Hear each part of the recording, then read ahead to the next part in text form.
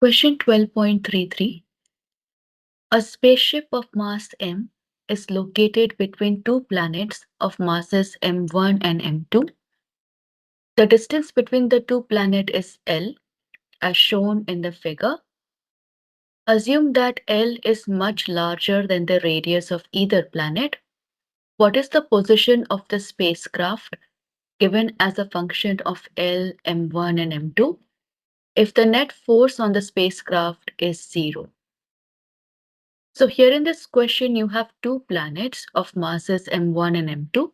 I will call them as planet 1 and 2. And somewhere in between them, you have a spacecraft of mass m. We will call this object 3. Distance between planet 1 and 2 is L. And let the distance between the spacecraft and planet 1 be x. And x is the distance at which the net force on the spacecraft is 0. So we can write its distance from planet 2 to be equal to L minus x. As the total distance between the two planets is L, if part of that distance is x, the other part will be L minus x. Now there are two forces acting on the spacecraft. First is the gravitational pull of planet 1, which is pulling the spacecraft towards left. We will call this F13.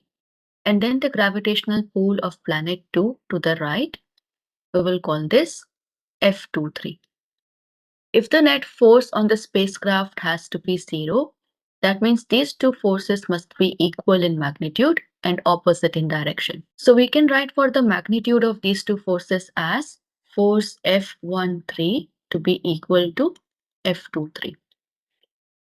Gravitational force of attraction between two planets is given by capital G m1 m3 over r13 squared, where m1 and m3 are the two masses and r13 is the distance between them. So here in our situation for mass 1 and 3, r13 is x. This will be equal to capital G m2 m3 over r23 squared, where m2 and m3 are the other two masses and r23 is the distance between them. So let's substitute their values. Capital G, m1 is capital M1, m3 is just m, r13 is x squared equals capital G, m2 is capital M2, m3 is small m over L minus x squared. Now cancel off the common term. Gm and Gm will cancel here, and then we write whatever is remaining. M1 over x squared equals M2 over L minus x squared. Now cross multiply the terms. So we get this as M1 times L minus x squared equals M2 x squared.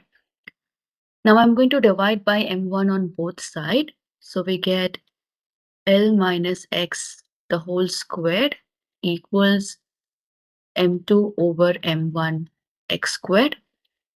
I want to find the value for x. So let's take square root on both sides. We get L minus x equals square root m2 over m1. Square root of x squared will be just x. Now move this x to the other side. L equals x times square root m2 over m1 minus x will become plus x. Then you can take x as common. So we get L equals x as common, square root m2 over m1 plus 1. Since we want to find x, let's divide with this term here. I will get x equals L over 1 plus square root m2 over m1. So this is the value of x in terms of L, m1 and m2, where the net force on the spacecraft is equal to 0.